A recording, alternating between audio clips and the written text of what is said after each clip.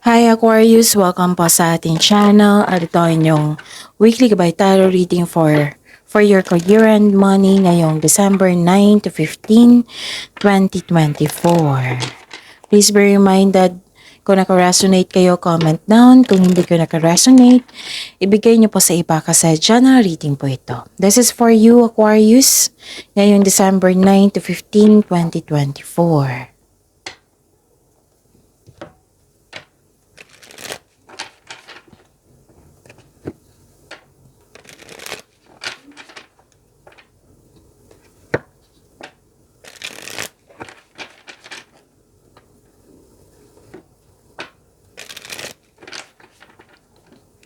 Para po ito sa inyo Aquarius ngayong December 9 to 15, 2024. Maraming salamat po sa inyong patuloy na suporta at maraming salamat din po sa mga hindi nag-skip ng ads. Gamitin ang reading na ito bilang gabay lamang sa mga hindi pa nag-subscribe, subscribe na po kayo at click bell notification para malaman nyo na may bago tayong video. Para sa mga gustong magpa-reading po, may lumabas dyan sa screen nyo ngayon. Panoorin nyo po at sundin ang instruction. Calling the attention sa mga suki ko dito na Aquarius, open na po inyong monthly gabay tarot reading for December 2024.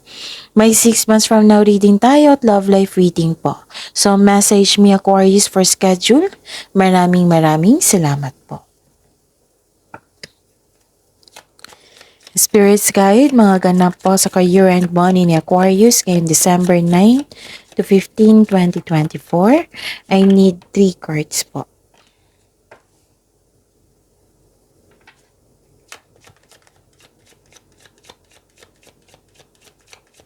Aquarius, career and money po.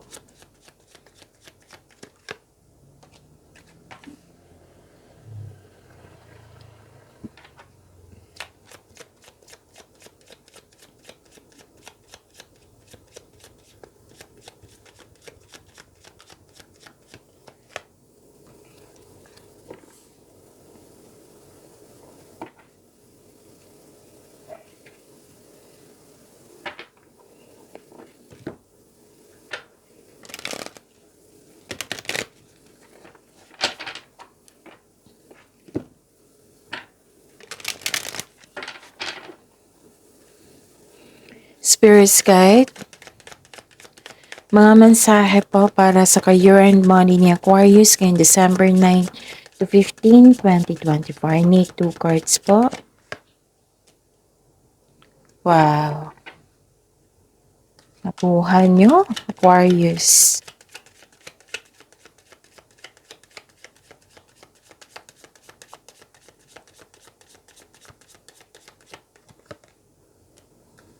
Wow, ganda. Okay, Aquarius, ngayong week na ito sa inyong career and money. December 9 to 15, 2024.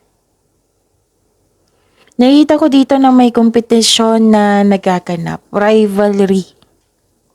Mag-ingat kayo sa taong ito ha, kasi may masama siyang intensyon. Ano siya? Tuso, mandaraya, sinungaling.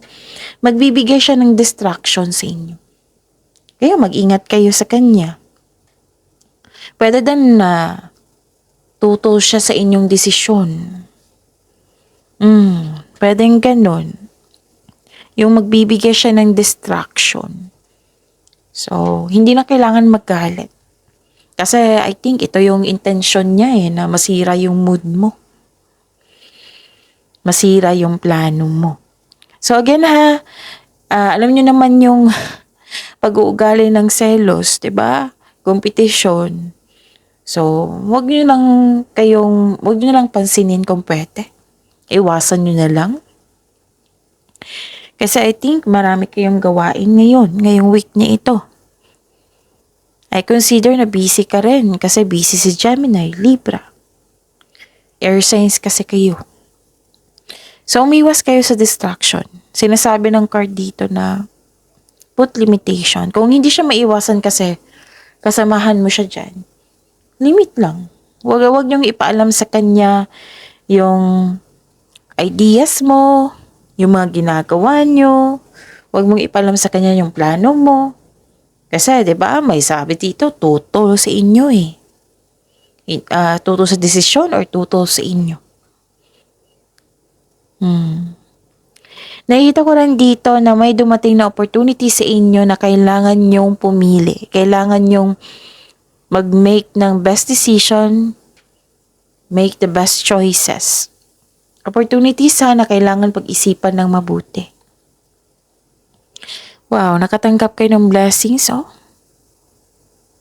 Actually, maraming blessings to. Isa na yung maraming ideas. Ideas is a blessings. So, claim nyo tong blessings na ito. Ideas, thoughts na bibigyan mo siya ng aksyon. Parang nag-research kayo dito. Pwede din naghahanap ng sagot sa inyong mga katanungan. Itong ideas na ito, makatulong yan. Maaring itong ideas na ito, bibigyan ka ng solusyon o sagot sa inyong mga katanungan. Basta nakita ko dito nagre-research kayo. Pwede nagre-research kayo sa internet. Nakikita ko dito, wow, nasa inyo, hope and healing. May personal development. Pwede din awards, fame, recognition. Nakikita ko po dito. Ang ganda. Okay. Nasa inyo, Aquarius, ang ganda. Inaabangan ko talaga to. Basta sa career and money. Sweet success. So, claim nyo to, Aquarius. It is not difficult to get everything you want and enjoy it. Get what you want. Ang ganda. Hindi lang sweet success. Winning. Tingnan nyo. Klaro ba? Okay. Winning. Sooner or later, luck, L-U-C-K, comes to everyone. Don't spend everything at once. Okay. Like for example, may dumating na malaking pera. Huwag nyo dong spend at once. Save po daw kayo. Wow. Ang ganda ng message. Spirits guide.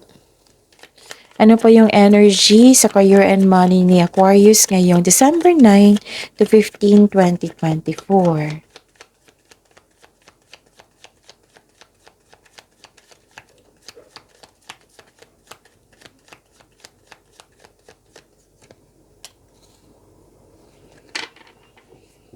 And the clarification of this card po.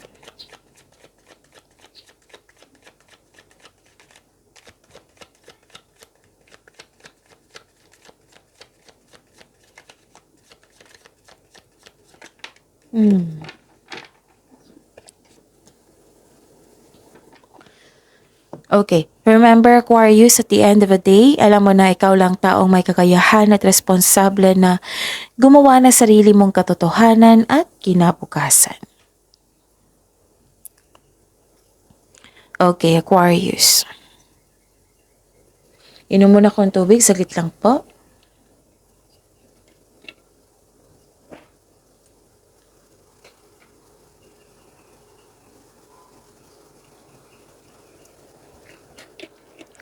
Okay. Ano yung energy? May concern kayo sa isang matigas ang ulo or sobrang obsessive. And dahil sa kanyang mga ginagawa, nawalan kayo ng gana. Ito yung sabi ko sa inyo kanina sa oracle cards nyo na may distraction na kung pwede po, distraction yan yung papel. Oo. So ano yung gagawin mo? Huwag kayong magpa-apekto. Huwag niyong kunin yung energy niya. Huwag niyong kunin yung negative energy niya. Kasi ang intensyon ng taong ito is siraan yung mood mo. Yan yung intensyon niya. May masama siyang intensyon. Lumabas siya sa oracle card niyo, lumabas din siya sa tarot card niyo. Nawalan kayo ng gana nang dahil sa mga ginagawa niya. Pwede din nawalan kayo ng gana kasi may delay. Delay kasi may tuto sa inyo, right? Pwedeng ganun. Pwedeng delays kasi may tuto sa inyong desisyon. Delay tuto sa inyong ideas, plano, desisyon. Pwedeng delay sa paggawa ng aksyon. Pwedeng delay sa hinihintay nyo. Nagkaroon kasi ng hesitation to take an action. So, wag yung hayaan, let's say na itong taong ito, itong tusong taong ito na may masamang intention sa inyo, na sinabihan kayo na magbibigay talaga siya ng distraction sa inyo. So, ano yung gagawin nyo? Huwag kayong magpa-apekto sa kanya. Huwag yung tanggapin yung intention niya. Kasi intention niya, masira ka eh. Masira ka, masira yung mood mo, masira yung desisyon mo, masira yung plano mo.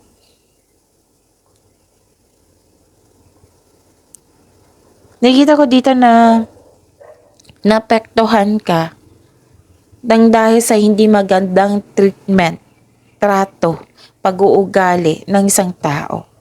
May unhealthy, anong tawag nito? Yung alam mong may problema sa sitwasyon mo ngayon, sa trabaho dyan, sa negosyo. Pwedeng unhealthy connection sa isang tao. Naapektuhan kayo eh. Yun yung sabi ko sa inyo kanina sa oracle card. Huwag kayong magpa-apekto. Kasi, meaning to say, hinayaan mong magtagumpay siya. Magtagumpay siya sa kanyang masamang intention sa iyo. Pag-isipan nyo yan na mabuti, Aquarius. Kasi may inggit eh. May nakita kong inggit. Insecurity. Nakikita ko dito kasi alam niya eh na marami kang achievement.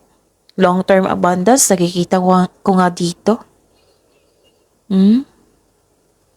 Nag-harvest kayo. Actually, dalawang card na po dito nagsabi dito na kahit yung taong yun, nakikita niya yung success mo. Samahan mo to eh. So, wala siyang magandang intensyon. Yan yung sabi ko sa inyo kanina sa oracle. So, ano yung gagawin nyo, diba? Huwag niyong hayaan magtagumpay siya. Huwag niyong hayaan magtagumpay ang kanyang masamang hangarin sa inyo. Yung intention niya sa inyo. Yan yung papel niya eh. Pwede din na nagkaroon ng distraction kasi challenge yan. Kung paano kayo mag-react sa ganyang sitwasyon.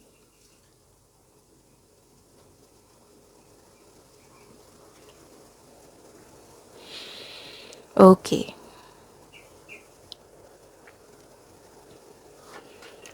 Nakita ko yung pagiging arrogante niya. May concern kayo sa isang tao na yung gusto niya makuha lahat yung gusto niya. Bossy. Pwede din hindi kayo satisfied sa completion ng inyong mga ginagawa ngayon. So yun ha, yung sabi ko sa inyo, dalawang card na po nagsabi dito na may long-term abundance. Dalawang card na po nagsabi dito. Okay? Okay. So long-term abundance, satisfaction yan. May reminder card nyo po. Actually, may natapos kayong gawain dito. May natapos kayong Okay. Abundance, blessings, may na-receive kayo. Yung sabi ko kanina dito sa oracle card nyo. At may paalala ang card nyo po dito na huwag masyadong gastahin yung biyayang natanggap nyo po. Yan yung reminder ng card nyo po. Kung i-consider mo itong biyayang natanggap, i-celebrate nyo po by expressing gratitude and generosity. Okay? Yan. So, umiwas kayo sa distraction ha. Oo. Na kung, Miss Jav, hindi naman maiwasan kasi kasama ko siya parate. Limit yourself. Huwag niyong ipalam sa kanya yung susunod mong hakbang, kung pwede, yung natanggap yung biyaya, huwag mong ipalam sa kanya. Kung pwede. So, enjoy mo yung success mo. Yung abundance na nakikita ko dito. From your oracle to tarot cards. I-enjoy, i-celebrate nyo. Okay. Spirits guide. Possible blessings na ma-receive ni Aquarius sa kanyang career and money for this week, December 9 to 15, 2024.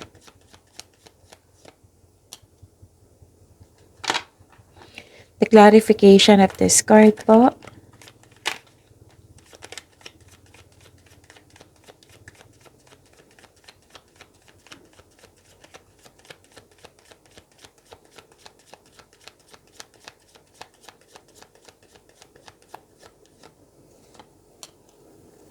So, ano yung possible blessings na ma-receive nyo?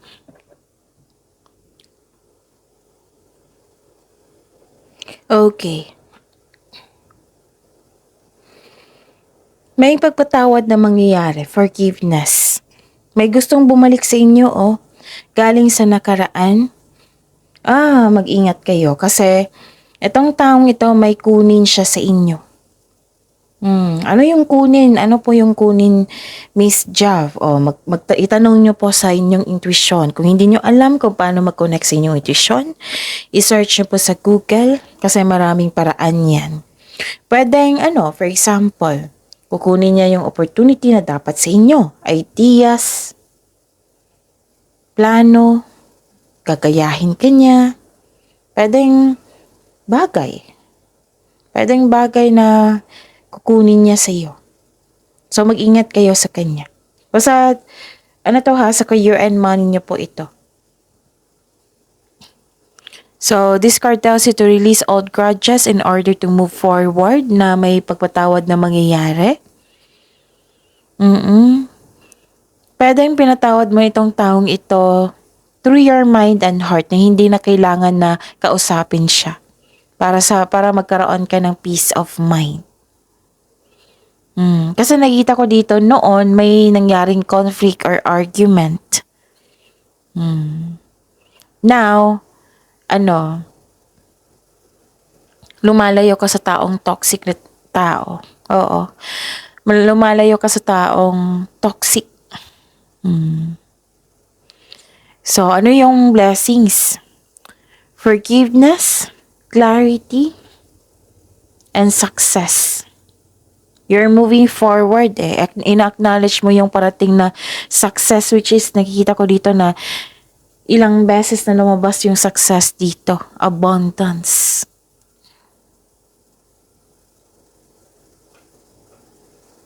Okay? And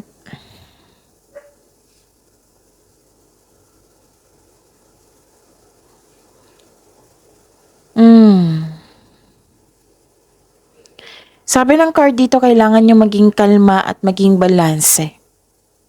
Kasi parang nabibigatan ka sa paggawa ng desisyon dito.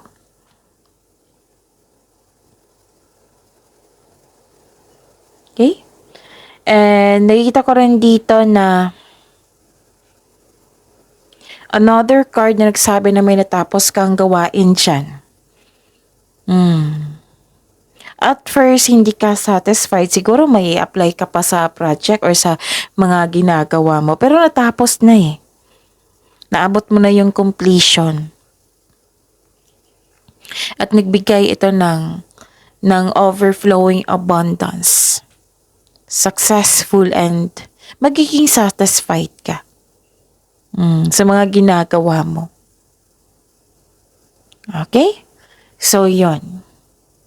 At least may na dito, improvement yung natanggap mo na mga nangyari and now you're focused sa pag-move forward and pinagyaman mo yung success na binigay sa inyo.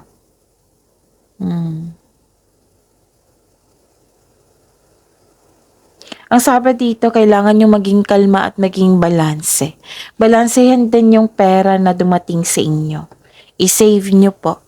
Gusto ng card na mag-i-save nyo para hindi kayo maka-experience ng disbalance. Okay. Spirits guide. Challenges na ma-overcome ni Aquarius ngayong December 9 to 15, 2024 sa career and money nila.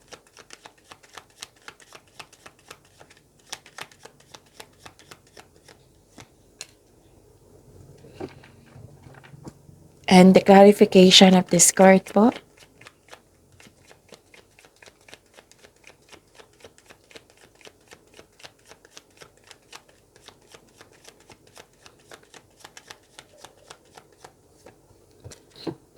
Maraming salamat po sa patuloy na tiwala at suporta sa ating channel.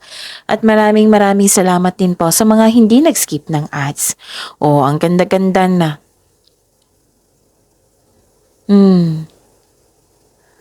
Maging matatag ka sa sandaling ito dahil ma-overcome mo na yung challenges.